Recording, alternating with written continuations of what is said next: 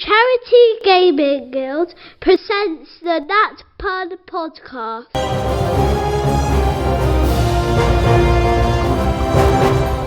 The Charity Gaming Guild presents the Nat Pun Podcast.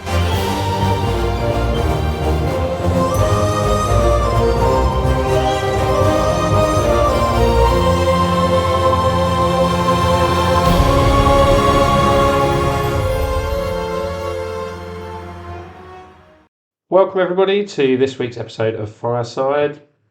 Today I'm joined as always by my fellow co-host. Say hello Andy. Hello! Say hello Ash. Hello, Ash. Say hello Bertie. Hello! I'm disappointed. Say hello again Ash, a bit more enthusiasm. Hello, Ash. He's like, what is enthusiasm? I do not understand. I ran out of It's a enthusiasm. bit flat. Today I thought we were going to have a look at the All Havens Player Companion for 2026, which should be, at the time of release, available to everybody. If it's not out by the time this episode comes out, someone's gone horrendously wrong. Yeah. So this is our, I suppose, replacement for the sort of books we had in previous years, as has been announced, and it covers all of the updates to the world, player classes, backgrounds, new equipment, and various other bits and pieces for playing in the All Havens with the Charity Gaming Guild. It's about 45 pages worth of content, so it's a reasonable amount. Starts off kind of with an update on the world, the events of the World Anvil last November. It's got a new world map in it, which is very exciting. That was the correct response, guys. Well, Can we do a shout out to Antonio G, who was the artist that drew it for us? yes. Yeah, it's very pretty.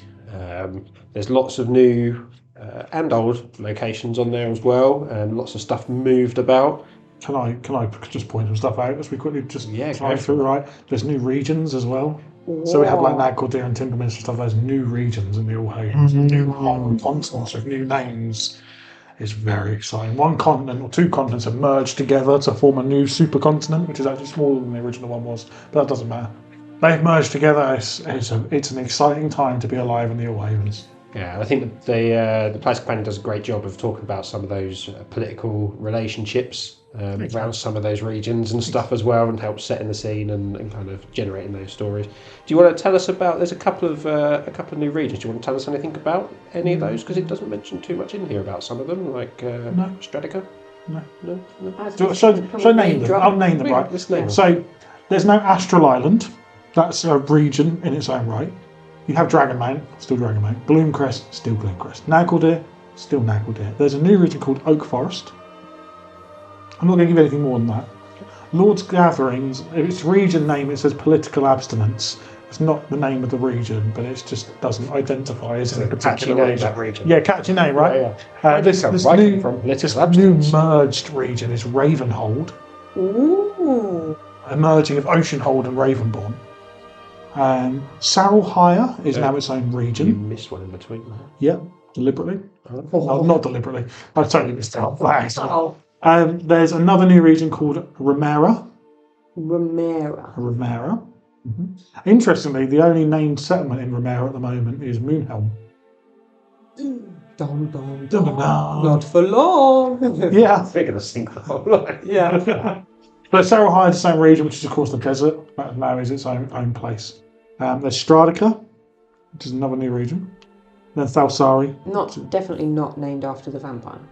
Not Strad, no. There's no H. Okay. Just So it's really Stradica, isn't it?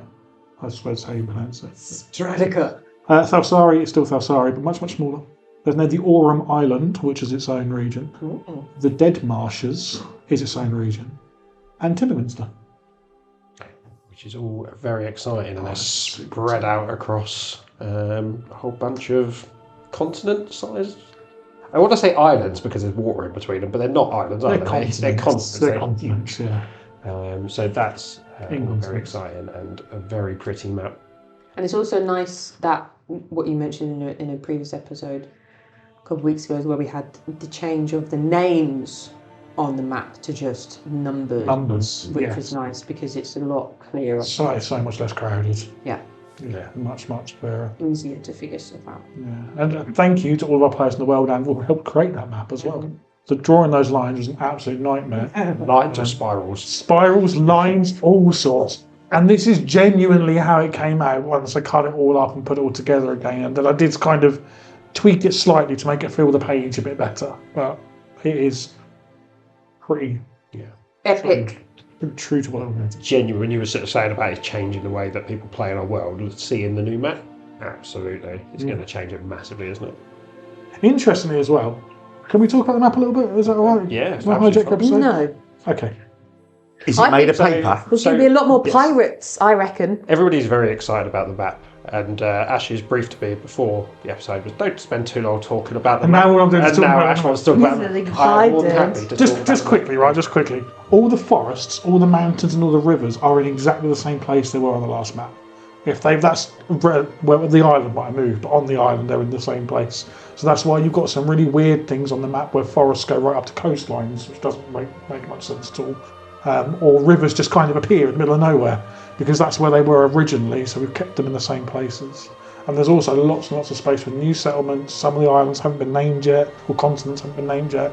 There's lots of scope for adventure. There's much more water, so now sea travel is much more important. So when we eventually talk about some other stuff later on in this book, which won't be today's episode, but another future Fireside chat, one of the new classes in this book is specifically written for this environment to get the most out of sea travel and being able to move from continent to continent.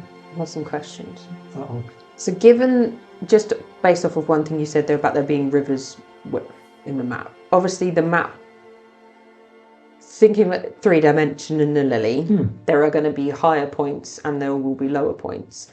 When you say about the rivers still being there, are we doubling down on the fantasy aspect and saying the river is still there and it's still full of water and it's magically getting filled up? Or are we going with the more, in air quotes, realism of it and saying, yes, the river's still there, but it's empty of water now, it's devoid, and the landscape around it will over time change as a result of that? Well, the only way that we'll be able to answer that question is when the War Council DMs start running games using this map. Because to me, that's a really exciting element of, okay, you go past a river and it's just empty. And now... I think both of those things are going to be true. Yeah. Some of those rivers are going to dry up, but some of them will be magically fueled, if you like. That's cool. So you have this aspect of it being a fantasy landscape where what couldn't happen in the real world can happen, but also there's some of it is not magical, some of it is just nature, so some of the laws of nature have to apply. But Were there any volcanoes? there is one volcano. It is underground. It is in hell. Okay. I was just, if there was one above ground that got like split in half, I would be interested to see That would have been cool. how that No, worked. Sorry. Can we just I'd like make the players that to do real that. right now? Yeah, let's As go a right volcano. there. Yeah, I mean, technically this hasn't come out yet, so you could do a last minute little Wreck on it. just where you see this little smiley face on the map. That's a split in half volcano. Yeah. Sorry, John, I'll stop talking about the map now. I know you're all very excited about it. I'm very excited. So the book covers some of those key locations that we just mentioned, a bit more detail around sort of Ravenhold, Astral Island. And then it starts introducing some new player options, some new classes, new subclasses, grounds, and new equipment. And I thought today's episode we'd dive into two of the classes that are in the book. So take a look at the Casterly Guard. Not English, needs a spell check. So the Casterly Guard, who are from Nagoldir, which is Andy, your region. Yes. Hope you're prepared. And the Arcane Enforcers, who are regionless, I suppose. No, they're Ravenborn. Oh, yes, they are. Yeah, Ravenborn, they're aren't from they? Ravenborn. They're one of technically Ollie's creations. Yeah. Technically. So we'll dive into Casterly Guard first and take a look at that class. Casterly Guard. I think Casterly Guard, out of all of the new classes here, are my favourite. Yeah. No pressure. So, like it. I was having a good read through, kind of before the episode. They're very powerful classes. Situational, I think, some especially with some of the subclasses, but very, very powerful. So, the Casterly Guard, they're from the region Nagoldir. There's a prerequisite, I suppose, before you can take the class of you have to be a dwarf. Okay. That's cool. Is that something that's happened before? for a class where you had to be a certain race? Because normally it's like you have to be this Thalsari strong. Guard in one of the previous books was you had to be an elf, wasn't it? I think so. Yeah, I think we said that for but only in our stuff, and that's just for narrative purposes. Yeah. The Casterly Guard being the dwarven hold guard of Ragdoll Sunbeard. Or just should be dwarfs. someone who identifies as a dwarf. Yeah. I think that's very racist. Now picturing this halfling. Well, yeah. I mean, if you're brought up, Got some leaves stuck on his face. them dogs that are brought up amongst cats and they think they're a cat, so it can happen. I guess. So, Casterly Guard traits. So the primary, I suppose, the key thing to point out, primary ability is strength, and they get D12 for the hit dice. So they're Beef, boys. yeah, they're tough. Same proficiencies in kind of strength and wisdom, proficient with martial weapons, heavy armor, shields. Starting equipment, some interesting things here. So you get normal sort of pack choices, but you also get a set of dwarven mail. You don't mean letters, do you? Dwarven mail. Just a sack of post. Yeah. Cards. With Christmas cards. It's like Nagoldir sending rocks by post is the main thing. That's why they're so strong, is they've carried it around their whole life. So, Dwarven Mail, which is one of the new bits of equipment, which is also in this book as well. Yeah, we did elven weaponry for Thalsari, which I think is also in here again. It is. We've also now opened the Vaults of Nagoldir or something, I think we called it. And that's got some dwarven armour in it, whereas the Thalsari stuff was all weapons. So, the Casterly Guard, I suppose, from a narrative perspective, does one of you guys want to fill in what they are from a narrative perspective? Well, they're all tough because I trained them. But Not they're you shit at magic. yourself as Andy. Yeah, One of them all tried to about cast fire, the his strength. eyebrows off. Do you want to give a bit of a background, Andy, as to what the Casterly Guard are and where they fit into the region of Nagoldir? Do I have to? Do you remember? Do you want me to? Yes. Okay. So I haven't written- Jump in when you remember something. Yeah, okay. The Casterly Guard are basically the royal guard of Ragdoll Sunbeard. Yeah. So when we had our world initially, the Dragon Guard were everywhere across the world, and they would be the police force and the military for the world. Grand Commander Armin, who is in charge of the Dragon Guard, went a bit delulu and has pulled all the Dragon Guard back to Gloomcrest, which was what happened on Wings of Gold. That means every region now was completely defenceless. They had to train their own guards. So this is what Nagoldir have done. It's made the Casterly Guard. Cool. So, I'm going to pull out some of the key features of the Casterly Guard, have a little chat about those. So, I think one of the first things is a level 1 they get stoic as the mountain.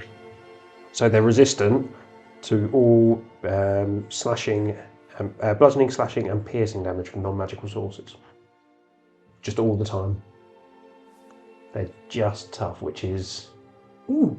Yeah, straight off the bat. Which very, is normally very powerful. Barbarian would get that from Raging, wouldn't they? Mm-hmm. So they've got like a passive rage. Kind of, yeah. Just Situation. resistant to it all as long as it's non-magical. At low levels, that makes a huge difference. Yeah. Yeah, I suppose at high levels when you're fighting magical stuff, it's less so. But there's a lot of survivability at sort of 1 to 3. Absolutely. added Which by is that. where heroes are obviously weakest, but also in at most danger. And one of the lowest level creatures in the game is a goblin that you see fairly often. 2 or 3 goblins will easily kill 2 or 3 player characters if you play them right and use them right. Whereas this will help to reduce that from happening. Cool. You also get Fierce as the Forge at level 1. So if another friendly creature is bloodied and close and within 5 feet of you, you get to make your attack rolls at advantage, which is also really, really nice. Yeah. It specifically has to be another creature, Yes, not you. And can you just clarify what the bloodied condition means? Less than half of their hit points. So for lower levels, that's going to be the majority of the Yeah, time. as soon as someone takes 1 hit, basically, Yeah. for most things. Yeah. Damn. That's, strong straight out the gate on them. Level 2, you get Guardian of the Hold. So if you stay still, you can make your Wisdom and Constitution saving throws at advantage, but you can't move. Situational, I suppose. But then again, frontline fighter, lock yourself in a doorway. I'm trying to think of when a kind of scenario where that would be used and be of a benefit. So is this, I take it as that not just when you're in combat, that's any time. So if you're traveling through a dungeon or something, and then you get asked to make... But you would have been moving though, if you're walking down a corridor. So how, when would that work? So ongoing effectiveness. So if you are subject to a condition that allows you to retake the saving throw at the end of your turn, if you stated on your turn, you can then remake that Wisdom or Con save with advantage because you haven't moved. Cool. Okay, thank you. The kind of narrative behind it is they're meant to be tanky. So by digging in, standing still, it makes them harder to shift. They focus more mentally and physically, so it's your Wisdom and Constitution. Again, so this ability is going to come up much, much less than the first level abilities. You've got to have some kind of balance in there. It can't be amazing. Yeah, you say that though. I mean, Constitution saving throws are a pretty common one. Yeah, that's true. In terms of spells, and they are D12s, they are going to be front lines. Most of the time, they're going to be up against whatever it is that's casting these nasty spells. And you're not, once you're there, you don't dance around too much, do you? No. So I think it'll come up more often than... Possibly, yeah. Depends on what you're fighting. Beholders, that's what you want. There's lots of beholders. I think it's useful to try and think of the skills in the situation that they would be used to understand the benefits. Because there's a lot of times when I'm going through and I'm trying to create a character and it will say something, I'm like, well, I don't know when I would use that. So to just get an idea of when it would actually help you helps you understand it much. Yeah. Helps you keep moving as well as you play, doesn't it? Yeah. You're not distracted trying to read what your character's doing. Yeah. So, at level 3, you get your subclasses, which are called Casterly classes. You also get your Casterly defense, so you can expend one of your hit dice, roll it, and add that to your armor class. So you can basically roll a d12. Wow. 12. Until the end of your turn. Damn! Oh, okay. I was like, and whoa. it's a reaction to being hit. Okay. So kind of like a shield type situation. Yeah. Wow! And not just a straight +5 though either. So it's, You could roll a 1. Yeah. You could also roll a 12. Yes. But you also have a finite number of them because you expend the hit dice. Yeah. So that actually gets more powerful though as you level up, I would say. At higher levels, that's going to be really useful because you end up with so many hit dice. You can actually use them for something. Use them for something. Wow. And I suppose it also depends on your DM and how often they let you rest and how many encounters and stuff as well, isn't it? Yeah. And trying to balance that mechanic versus needing them in a short rest. That's nice. I thought hit dice is something that you don't actually see used that much. Even short resting doesn't happen that much. Most players are more inclined to take a long rest than a short rest. But that gives you another way of using that resource. Extra attack at level 5, fairly typical of a sort of martial classes. Level 9, you get the improved stomach as a mountain. So in addition to your early resistance, you now get that from magical sources as well. And you're also resistant to force damage. Damn! This is beefy. I like it. That's got I trained them, I told you. So absolute damage sponges, I think. Yeah. Yeah, the tanky, yeah. I suppose there's... Because with this is like, you're going to be melee, aren't you? You're not spell-based for this kind of Yes, it's a thing. melee. So and that's one of the things is that I think unless you're doing something that has like a fighter where you've got all these little the maneuvers and stuff that you can do, like if you choose a barbarian or something like that, it does feel very much like there's not much, it's not a very meaty kind of class to do. So with something like this, it's nice that there's a bit more, you feel like you are actually more suited to being the tank in this situation, rather than just be like, I don't do anything else. For me, this is more interesting than playing just like a tanky fighter build. Yeah. Because I think there's more to do. So things like, if you're next to somebody else and they're bloodied, you can, that triggers an ability. Yeah. It's more a it's development not just as about, you grow. Yeah, because let's be honest, you can build a really tanky fighter, but they're quite boring to play because you're rubbish to hit. You don't do that much damage because you've invested everything into being, hit points and armor class. Yeah. And yeah, you take up hits, but it's quite boring. And like the equivalent for other things, I know I keep going back to Barbarian with this because I know it well enough to have a point of reference. With that, it's the Rage is what would give you those benefits, but you've got a limited amount to use, and then like after it, you've got like Reckless Attack, which you can use to give you that advantage, but again, that's limited, and you have a negative effect after it. With this one, it's a lot of benefits and not any negatives. Yeah, you don't get as many benefits of this one either, though. So with the Rage, you get your advantage on strength-based checks as well, don't you? And extra damage, where you don't get that with this. So you get a little bit more for the Barbarian, which is kind of how I've justified it. That's why the Barbarian has a limited resource of it, but yours just lasts forever. You might not die, but you're not going to do as much damage as a Barbarian's going to do at the end of the day. Yeah. And it's only, bludgeoning, slashing and piercing. Lots and lots of creatures and monsters do Poison, psychic, radiant, like fire, anything else. Isn't there? Or that low level? Some of that in addition to bludgeoning or whatever. Yeah, absolutely. So at level 11 on the basic on the main class, you'll get stand firm. So you can make a con save if you're forced to move. So like if you're being pushed back, if you pass it, then you don't get pushed back, which again is nice for that kind of standing firm, I'm going to hold a corridor type situations, isn't it? And then at level 17... Before you move on, interestingly, level 11's firm standing will stack with level 2's Guardian of the Hold. So if you haven't moved and you make your firm standing Constitution save, you make it an advantage because of Guardian of the Hold, because of Constitution save. Nice. So those two work together. So those two features are written to work alongside each other. Is this class based on Hodor from Game of Thrones? No, but I can see the resemblance. Hold the door! Hold the door! And then at level 17 you get Last Stand. So as a reaction to being dropped to 0 hit points, you can immediately roll any number of hit dice, increasing your current hit point total by the total you rolled. And you can add your Constitution modifier to that. You also get a grudge against a creature that struck you down and can make all attack rolls. It's an advantage against them. It's just a really grisly, grumpy old dwarf. That's all that you... Exactly what it is. It's just, he's such a dick, but he's so good at what he does. You haven't even touched the subclasses yet. I love it. I think I was reading this. It's my favourite one. No, all of them. It really is. All of them so far.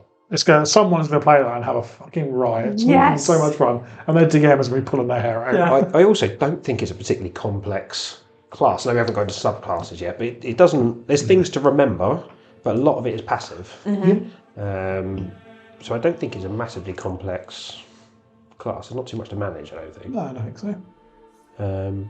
So then we've got 3 sub. Let me check before I say 3. There are 3 subclasses.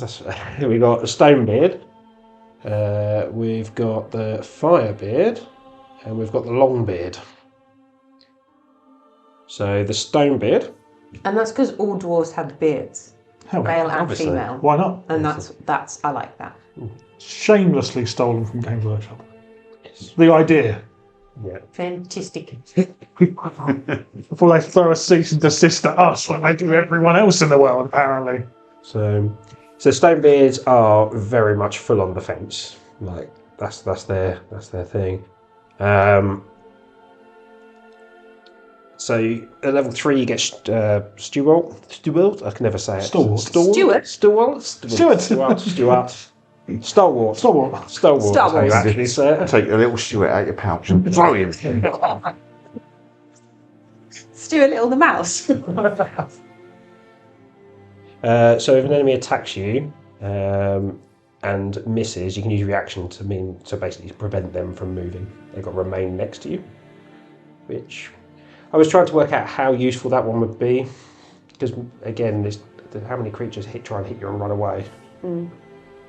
So, Over here. yeah, but it's a bit like the Sentinel. Yeah. Similar sort of to that, isn't it? I think. You'll see it when creatures get a bonus for moving before they hit you, like the unicorn thing you fought in this month's campaign episode got that.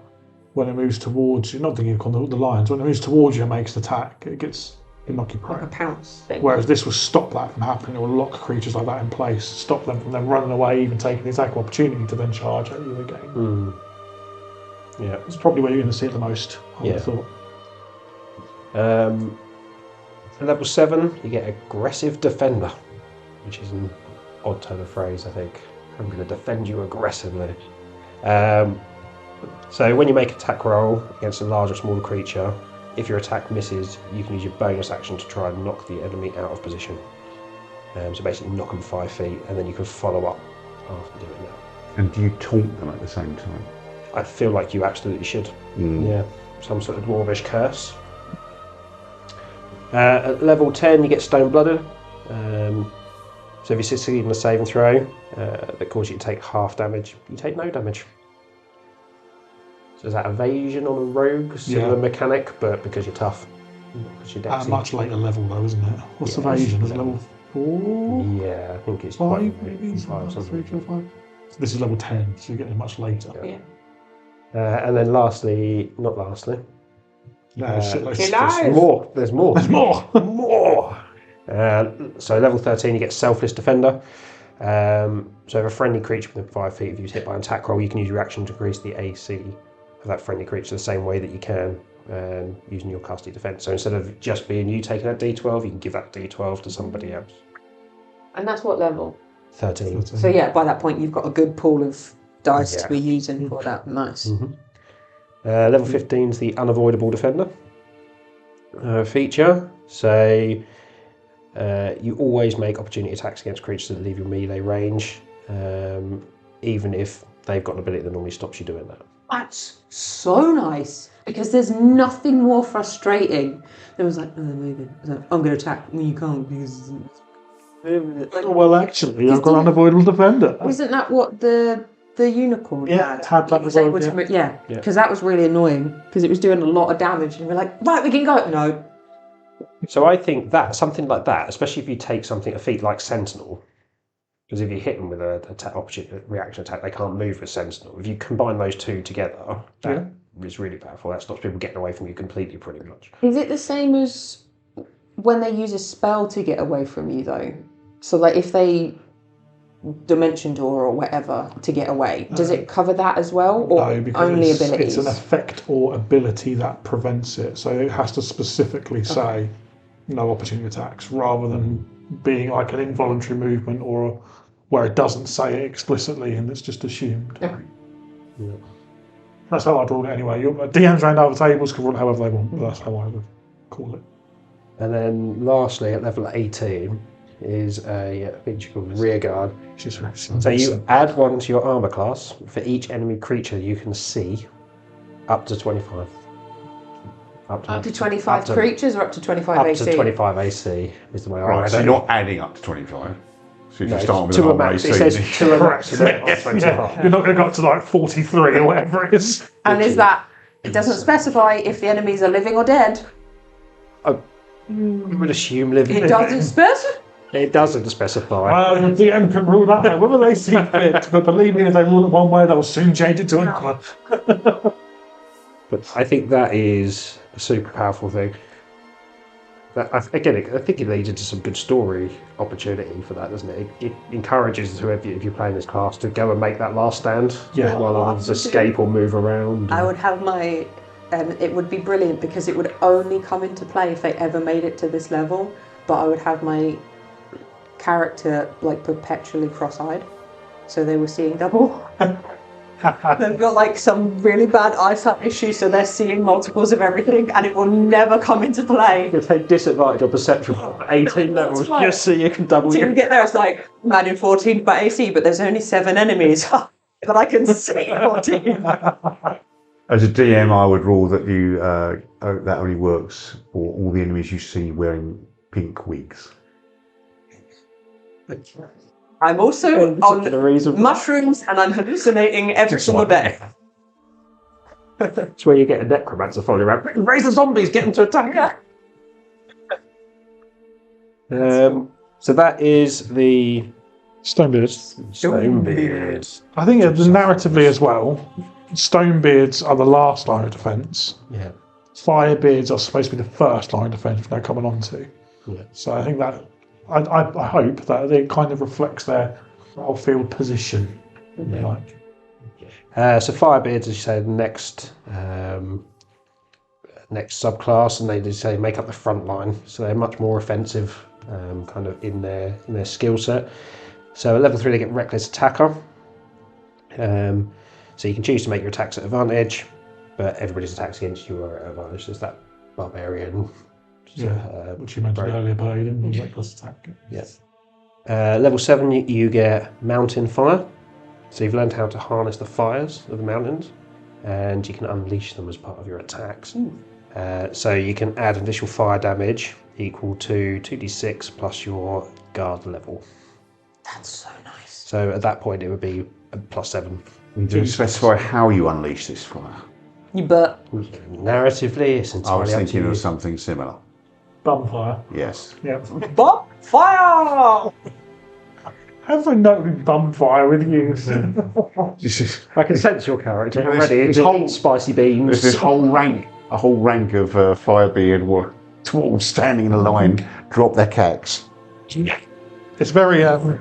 Was it Carry On the Kyber? Where they Where they look yeah, together. they skills. Yeah. Kind of like that, isn't it? But the other way around. Big, yeah. Look at it and move on. So the next one is Fire Blooded, which happens after you release your Mountain Fire.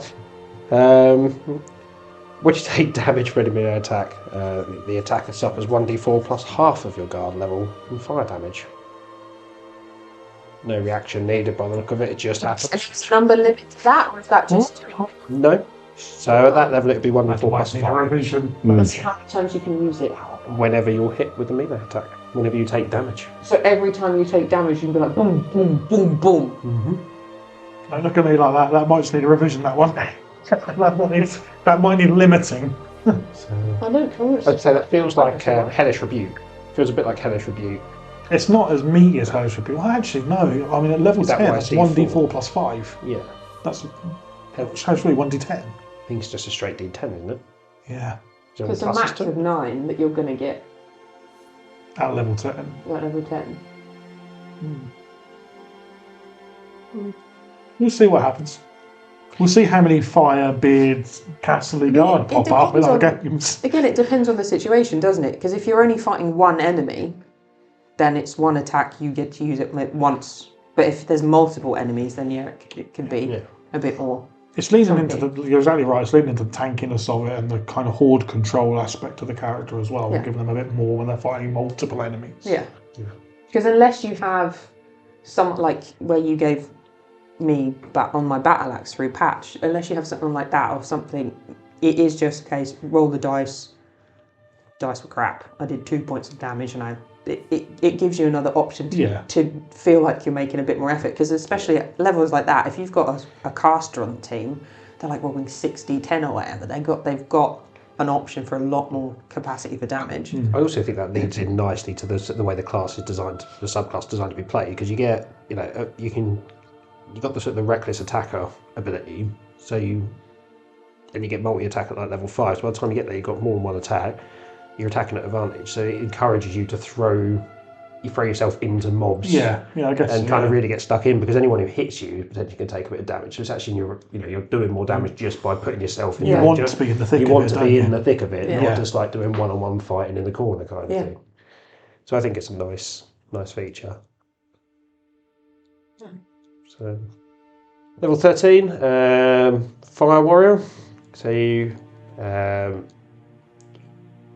add fire damage to the list of resistances that you gain from Stoic as the Mountain. So that. Sorry, what was that? What did you say? So you are, by this point, what would it be? Level 13. Yeah, so you'd be resistant to bludgeoning, slashing, piercing, force, and fire. And fire. Nice. Would be what it is. And then at level 15, Fire Guardian. So as an action, every creature within 15 feet of you got to succeed in a dexterity saving throw or take 8d6 fire damage on a fail. or half as much on a pass. Sorry, what kicks that off? As an action. And you can use it Nice. once per long rest by the look of it. Yep. So it's basically a mini fireball centered on yourself. It's a really big fire. There's a really important sentence in there as well. You are always assumed to have failed the saving throw. So you are taking 8d6 fire damage as well, but because you're resistant to it, you'll half it. It's a miniature fireball on yourself, but only 15 feet rather than it's a 20 feet radius normally fireball, but it's still 8d6, which is the same. Yeah. It's just another option for crowd control and lots of damage. That's nice. Nice. Very nice. Yeah. I think again, plenty of scenarios where that'd be really, really useful, especially in proper dungeons, like where he's got limited space and all the rest of it. It's a Send the really- dwarf in and blow up. Yeah, basically. But it is level. Yeah. It is level 15, so like a wizard with fireball spell by that point is going to have Yeah. ability to do 8, 9, 10 d6. So, lastly at level 18, Fire Guard. I typed that as one word, fire guard, which makes it sound like a fire guard. Yeah.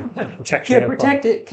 I've got a beautiful little thought in my head. Can I share it? Yeah. So it's an idea of a party, and it's like 6 players. 5 of them are all wizards, and then you've got one of them, which is one of these, and they all run in like fireball, fireball, fireball. So they all get to set up a fire. I love it. So the level 18 feature, so add 1 to your attack and damage rolls for each enemy creature you can see, up to a maximum of plus 10. Oh my god! Which I love. I think that's great. So cool. Crowd control, firebeard. Yeah. That's all about. I think with a few special... I think it's more comedy value. It's really bad. Just walk in a room, in a tavern having a drink. Yeah, that's when you want to make sure you didn't have anything dodgy the night before, because if you accidentally set that off. Yeah. I think the only thing... I mean, there's nothing at level 20 for either of those subclasses at the moment. Yeah, Get Ash. You get an extra attack at level 20 Do you? in the main class. Main class table. Got it. Extra attack. Cool. So I was just reading the titles in the feature bits. I forgot to look at the main table. That doesn't matter. Yeah, who cares? Yeah, What's I think an extra attack anyway? Yeah. Really? Come on. Just want to blow ourselves up. And the last subclass is the Longbeard. This is my favourite. They trip over their beards when they're walking. All the So the Longbeards, I suppose the design is there to protect a single person. So to protect a king or one of your 6 wizards, something like that. So at level 3 they get Oathsworn Guardian. So they can basically swear an oath. And when the creature that they've sworn an oath to is reduced to 0 hit points, they make all their attack rolls against the creature that did it with advantage. Ooh. Which is just quite handy. And that can change. So you can pick a different... Every long rest. Every long or rest. each day. Yeah. You could pick a new oath sworn, which is your personal guard. I think that makes it really good inter-party relationship stuff as well, doesn't it? Sort of, Especially if you don't tell them. Yeah. Oh, you're right. Yeah, you don't have to tell them, do you? Yeah. Well, you wouldn't have a clue, and you're like, how are you doing so well on them? No reason. No reason. It's all good. just pick the squishiest person. Yeah. At level 7 you get Protection of the Oathsworn. So as a reaction to your Oathsworn taking any amount of damage, you can make a normal move for as long as you end up closer to the target that attacked your Oathsworn. Or your oath sworn. Or your Oathsworn, yeah. So move to defend basically. Yeah. Which is cool.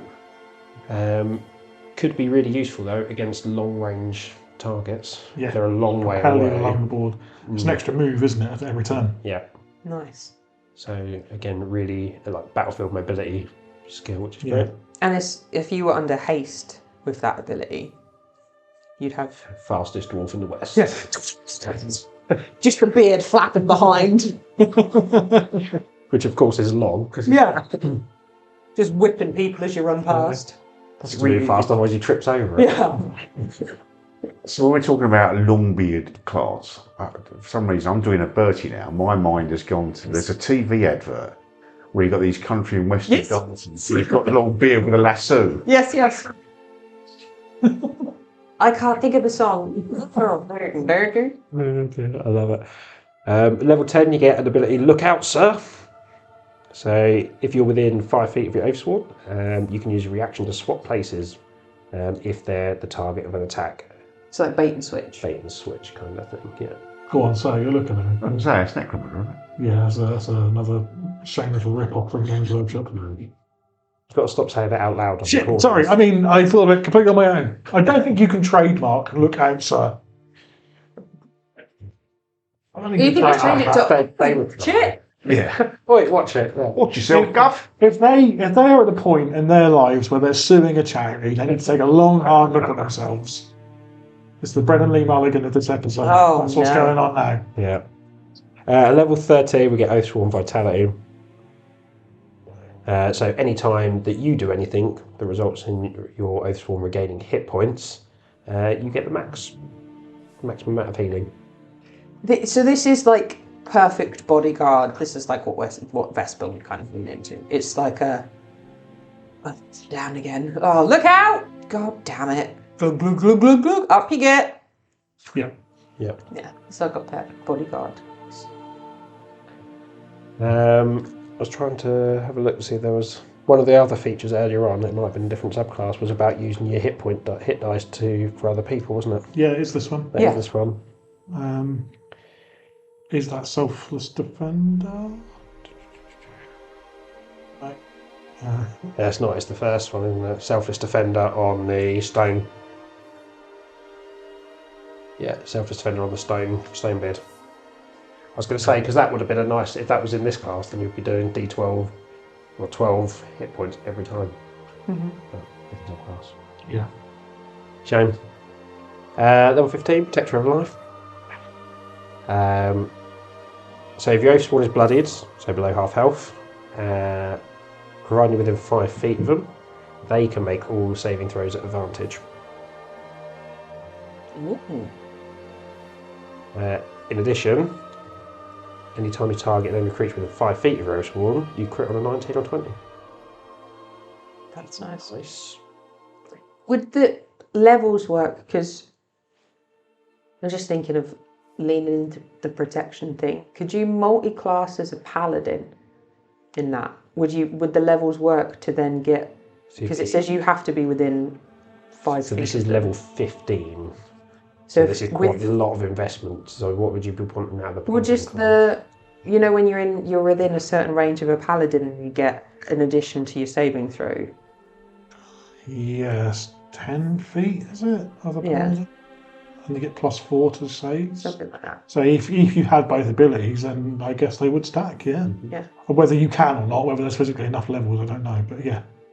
I'm not sure what level you get those things. Yeah, Paladin, is it level? Get in the comments. I mean, you'd be able to get up to level 5 in Paladin. I should think you'd get that, yeah. Yeah. But you're going to be level 20 overall by the time you get to that sort of level. Then lastly, level 18, a Beard of Experience. Brilliant name. You can add 1 additional Oathsworn. So potentially up That's to 2 cool. people can benefit from all of the other stuff that we've just spoken. That's See, cool. all I'm seeing here is a sales tool. You know, I'm damn good at protecting people. How much are you going to pay me to protect you? Yeah, that'd be an interesting way of playing it as well, actually. Yeah.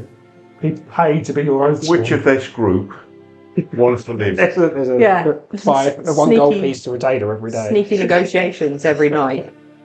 Well, So what do we think on the Nagel guard? I think whoever wrote that was genius. That's the guard.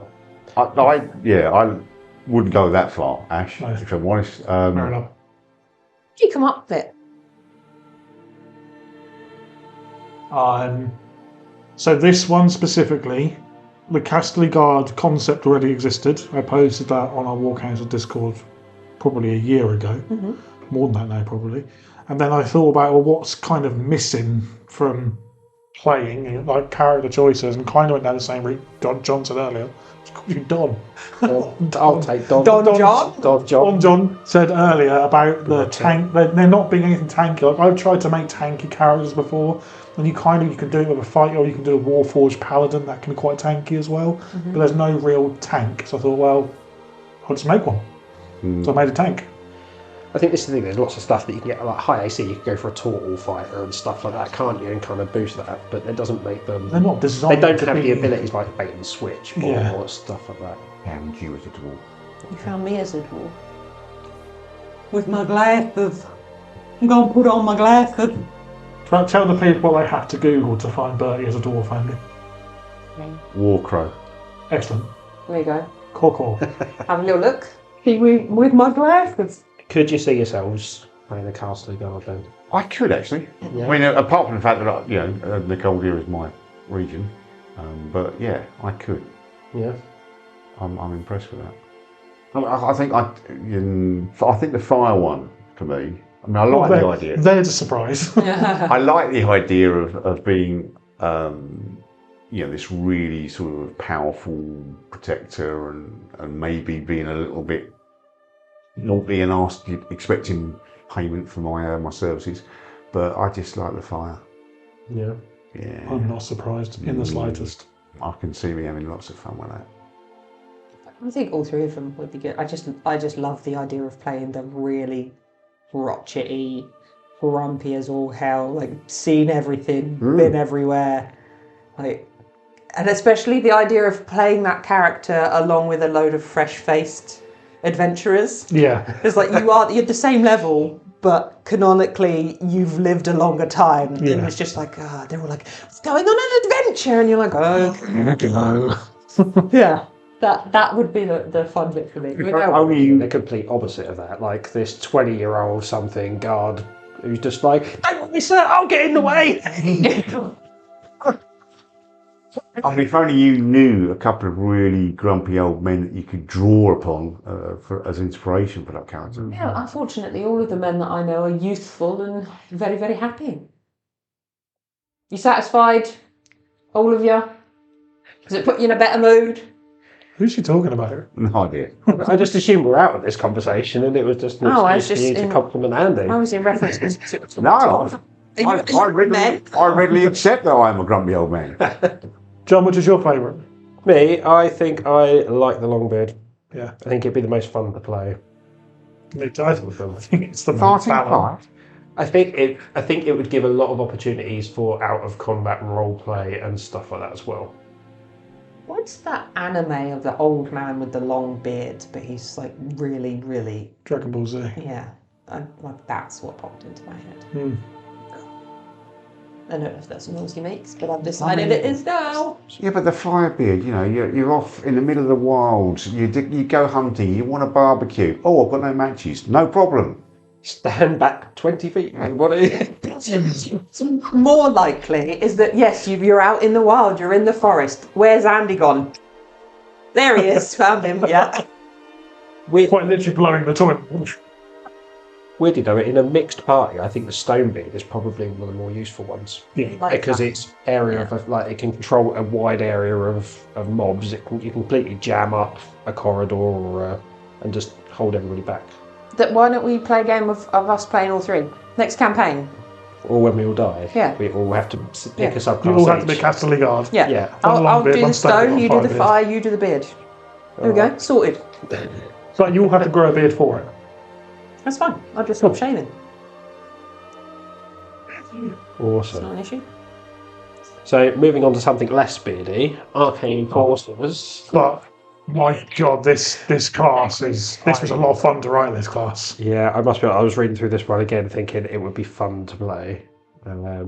So Arcane Enforcers are from Ravenborn, and effectively their lore is that they go out hunting mages and trying to prevent the misuse of magic, essentially. They sound like guards from the Golditraz.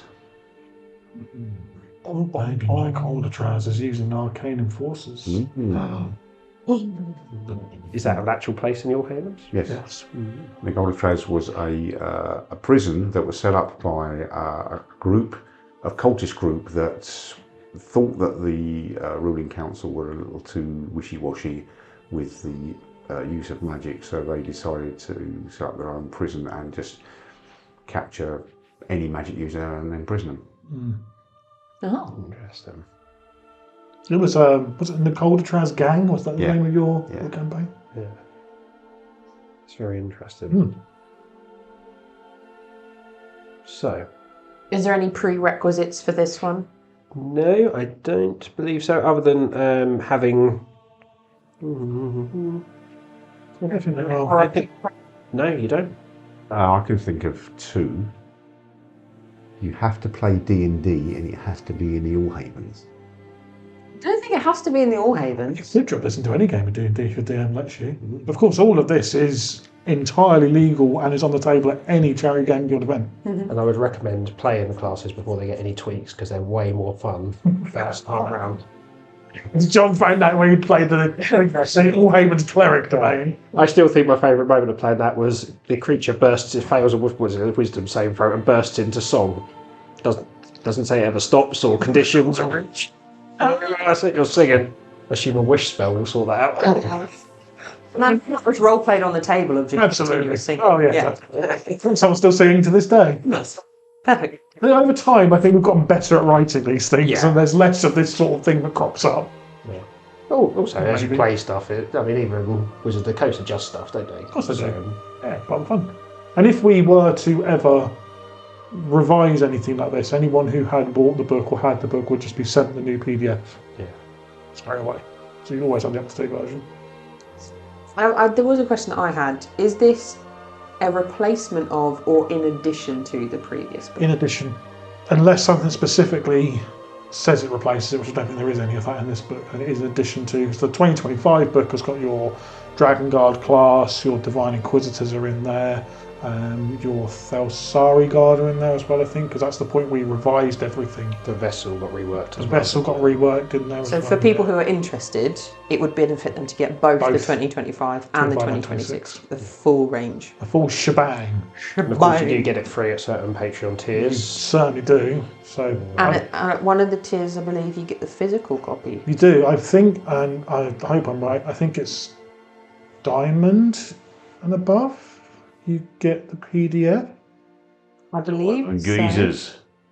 You get the PDF of everything, and then I think it's Obsidian, Yes, and up I- you get the physical print as well, which will always come much later than the PDF because we can't revise a physical book. So we get the PDF out, let people play with it, work out what's broken, revise it, and then print it. Yeah, you just rip the page out and then stick a new one in, right?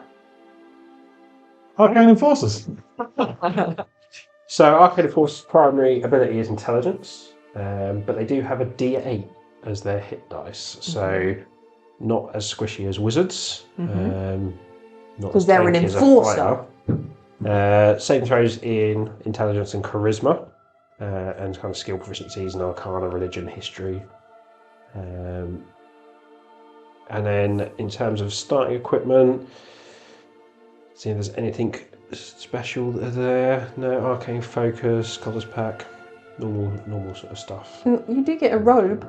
A You Barnaby get a Thrall robe. Yeah. Hugh Hefner robe. A front fastening dressing gown. Yeah. I feel, isn't it a Windlord robe though that they get? But you can upgrade and get the back opening one. Do you have- At a hospital. Does the robe have a hood with some bunny ears attached to it? And a tail. Little bunny tail. Oh, the little tail. Quick gun savers. That's how you fasten it. Cool. So various spells that they get at different levels. Not gonna read it all out. There's a big table. Have a look at that yourself in the real book. One thing, just gonna say, the draft I have in front of me doesn't have a spell list.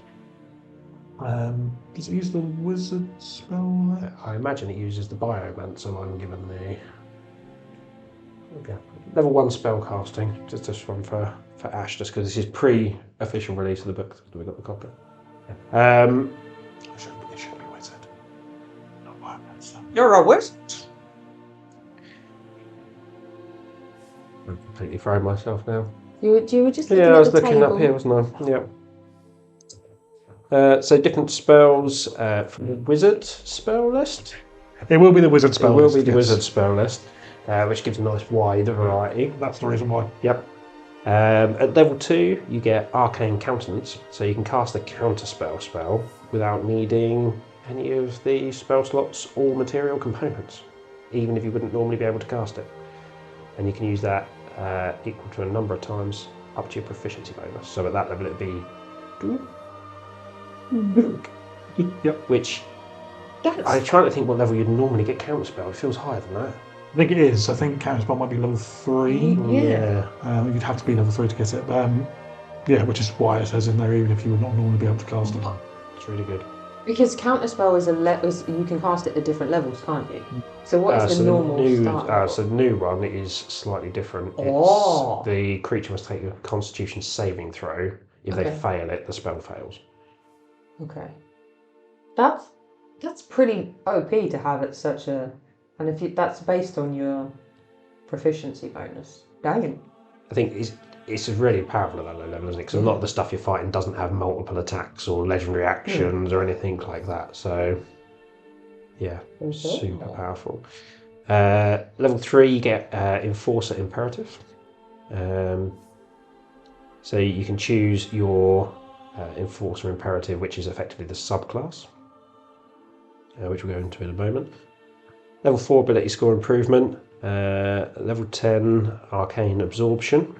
So when you use your counterspell, you effectively absorb some of that magical energy, and you can immediately replenish spent spell slots based on the level. The level of the spell that was being cast. So, for example, if you count on a level 4 spell, you can replenish 1 level 4 slot, 2 level 2s, 4 level 1s. Mm-hmm. So if someone casts a 9th level spell, you can get the equivalent of...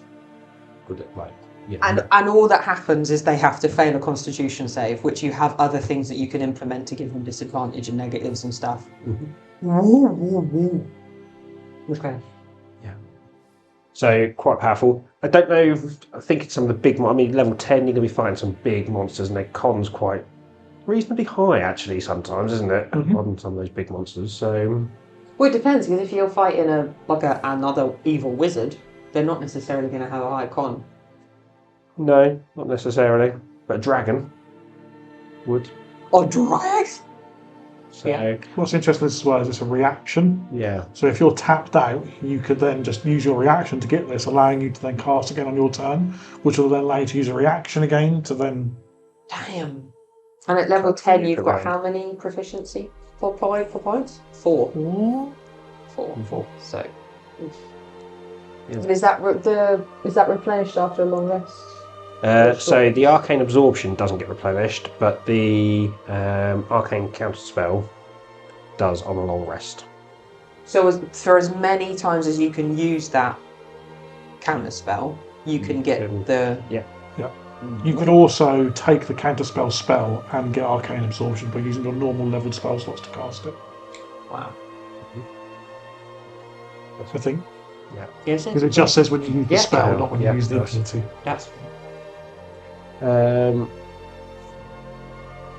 level 17, you get an improved counterance.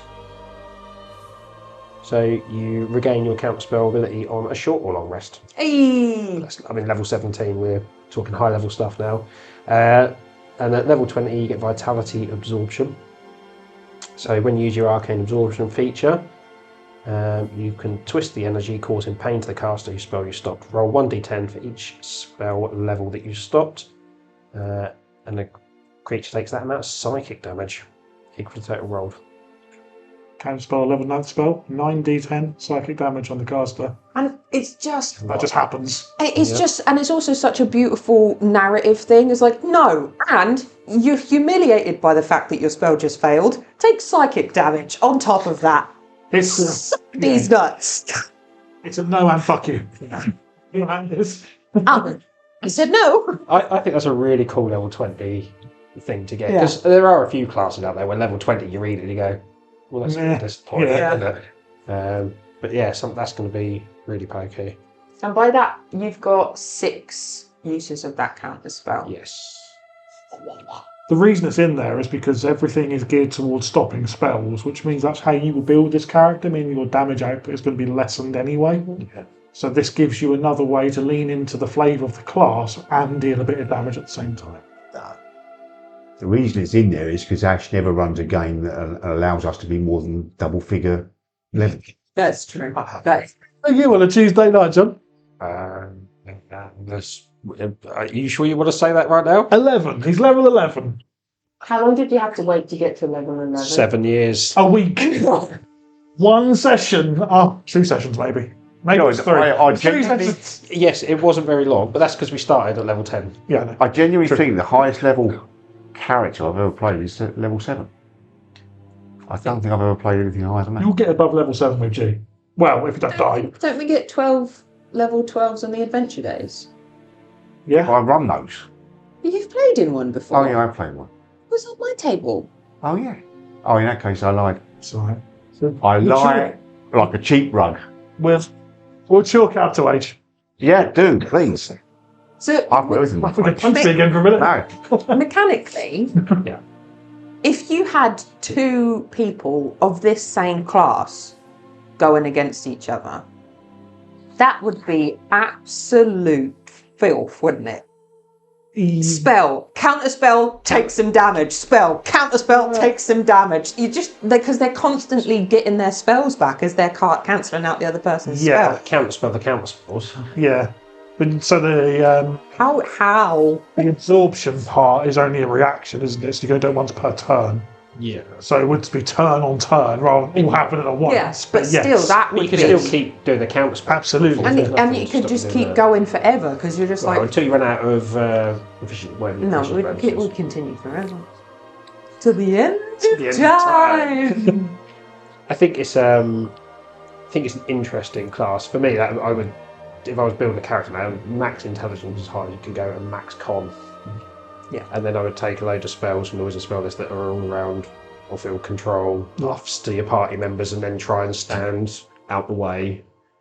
A bit like I'd try and take silvery barbs because that's just annoying. Stuff like that. That's the sort of spell list you'd want. Yeah, absolutely right. So the con save for it, is that a fixed rate or is that based So on that's your... based on your intelligence will be the DC. So it's 8 plus proficiency plus your intelligence modifier. So if you've got 5 in that, I mean, at level 20, if you've got plus 5 in it, plus your 6, you're talking, what, my brain's dead. 19? 8 plus 5 plus 6. 19? Yeah. Yeah. DC roll? DC 19. Thanks. Looking at you for simple maths, I'm like, huh? Yeah. Plus. And then there's 2 subclasses There's that more? you take. So yeah, there's 2 different enforcer imperatives which you can choose at level 3. So the first is Hunter, and the second one is Gatherer. So Hunter, at level 3 you get marked for death. So whenever you deal damage to your marked target, you deal an additional 1d8. So it's kind of magical hunter's mark. You mark them by countering a spell. And the spell, they become marked, and you do 1d8 extra damage every time, which would include the vitality absorption as well. So that could be like 3d10 plus 1d8. Is that for a single creature or an? I think you only have one marked target at a time. If you counter a new caster spell, they become marked. So automatically that mark changes. You can't choose to change it like you can with Hunter's Mark. At level 6 you get Death's Stalker. So the additional damage caused by your marked for death increases to 2d8, and you always know the location of the marked caster at all times, provided they're on the same plane as you. Which could be, again, really, really, depending on what the campaign is you're running, could be really useful. If it's something that doesn't get used all that much. The problem with it is you have to, thinking about like campaign spanning stuff, you would have to counter their spell first, and then not counter anyone else's ever again. Hold it. That could be a doable. perfectly valid tactic. Absolutely, yeah. I mean, you wouldn't be doing much for the rest of the campaign. But in a combat, that can also be useful because if you cast it on the creature turns invisible, and they're visible to you because you know their location. Yeah. So on. Level 14, Death becomes them, so up the damage to 3d10. From 2d8. From 2d8. So the dice increase and the number of dice increase. Yeah. And additionally, if the marked creature dies, you may take their highest unspent spell slot and replenish one of your highest levels spell slots. Expended spell slots. Ooh. Does it have to be equal or can it be just the highest? Highest for higher. Nice. I'm now thinking at level 1 you counterspelled the big bad thing, and at some point around level 10 all of a sudden the spell stops going, oh, something's happened, he's dead. Level 18, Slayer of the Arcane. So your now Mark of Death feature does 4d10, and you may take the dash action as a bonus action, providing you end your move closer to the marked target than you were at the start. It's useful. Mm-hmm. It all relies on you actually counterspelling something to start with. Otherwise, limited. That's the payoff. Second subclass is Gatherer. So at level 3 you get Hoarder. So whenever you make an attack against a magic user or a creature who's wielding magic, you can make the attack at advantage. Additionally, only to you, all magic users and those holding magical items glow with a slight blue aura. I think that's more powerful than it first seems. Mr. Frodo! Because it's any creature or user of magic, which is an awful lot in D&D. And I'm assuming the blue aura, it would take effect even if they're invisible. Yeah. So it's like permanent fairy fire on them for you. Well, like Mr. Burns from The Simpsons. Yes. Everyone thinks he's the alien in the forest. That's it. Which is very cool. Level 6, Protector of the Tuned. For every item you've got attuned to you, increase your AC by 1. Ooh. Ooh. What's the maximum amount of things you can have attuned to you? Changes as you level up, doesn't it? Can't remember. 3, 4, something. In the comments. Get in the comments, tell us. Help us.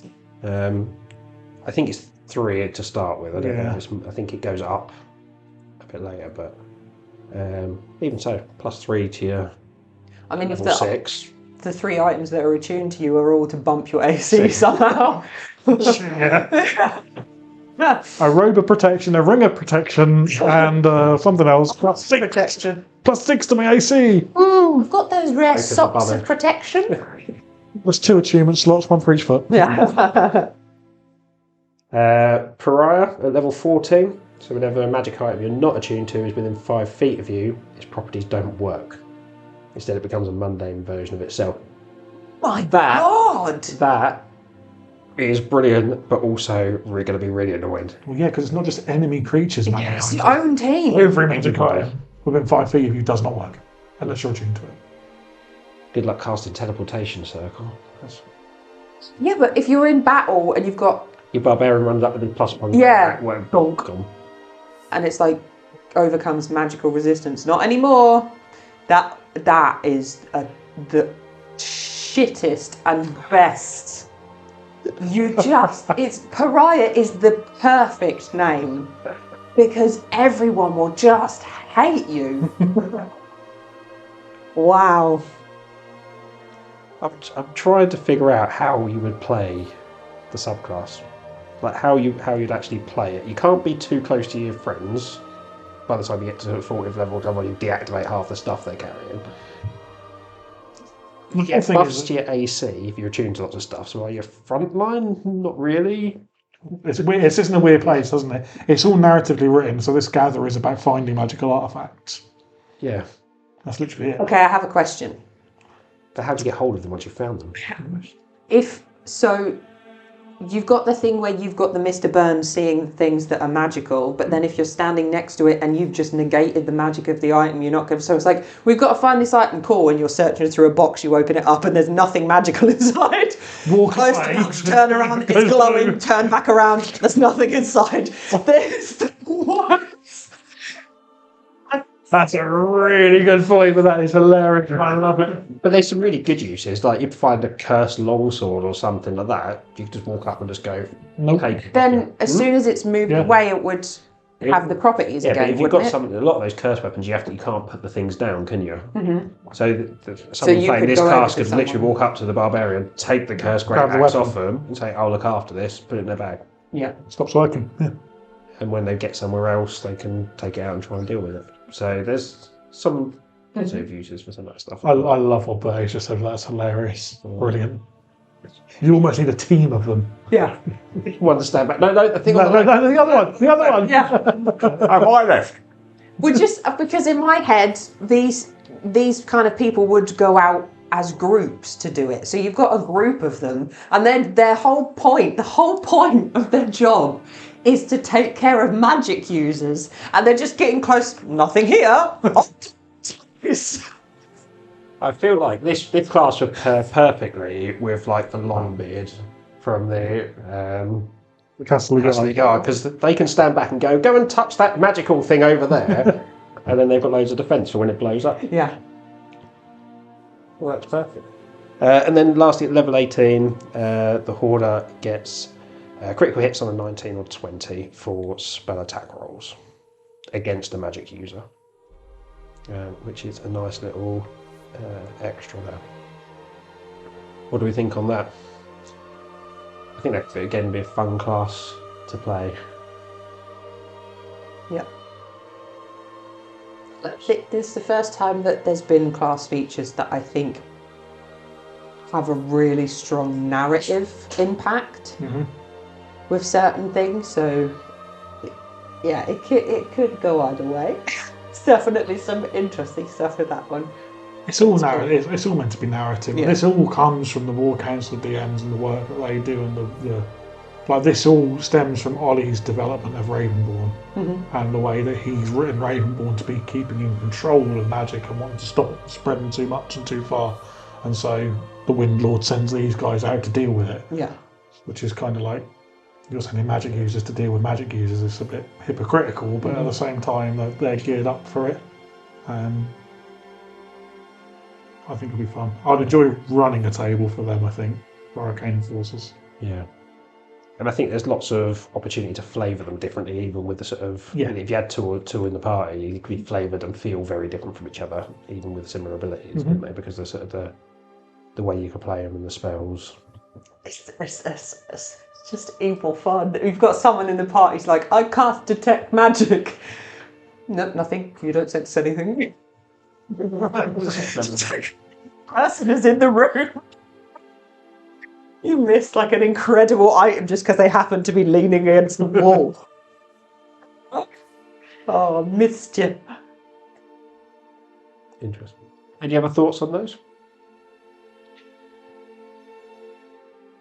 You've got a pinky face Yeah, on it. No, it's not so much a thingy face, but Is it constipated face? yeah. Okay, we get those. I got it.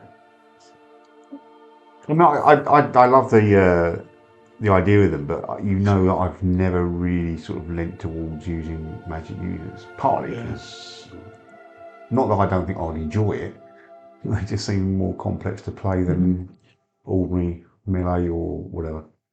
So I've never tried. Maybe I should. Maybe I should. Maybe the Arcane Enforcer is the one you should Maybe pop your magical cherry with. Maybe I could be the pariah. Give it a go. Maybe you could. I still think if all our characters die in the campaign, we should all play Castle Guards. Yeah. He just started a new story.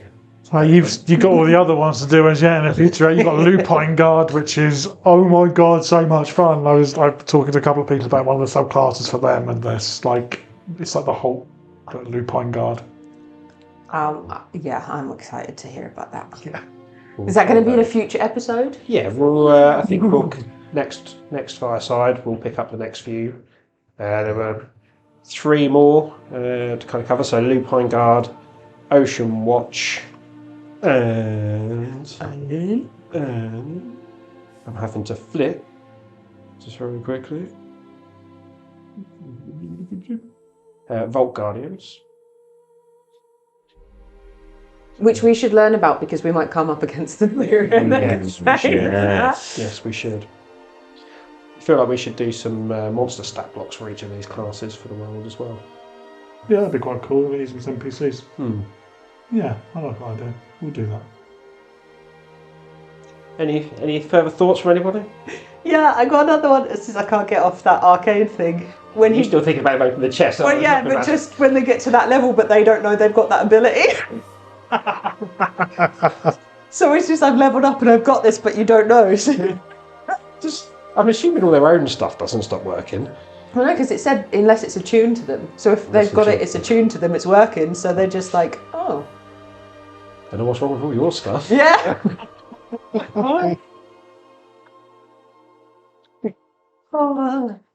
Wonderful. I think we'll wrap it up there. Hope you all found that interesting and fun, and we'll catch you in the next one. Say goodbye, everybody. Bye.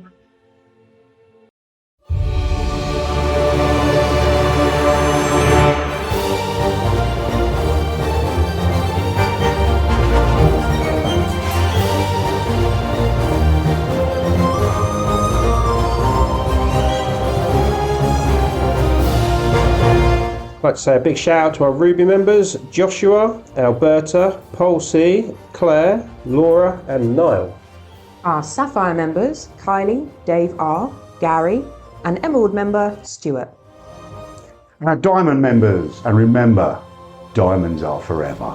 It's Zeke, it's Chris L, Martin M, Dave F, John, Bertie, Ash, and me. And of course to our ruling council members, Chris, BT, Sophia and JP. Thank you to everybody for your continued support. And if you're not a Patreon member, please head over to patreon.com/charitydnd where you can join the Charity Gaming Guild and support us today.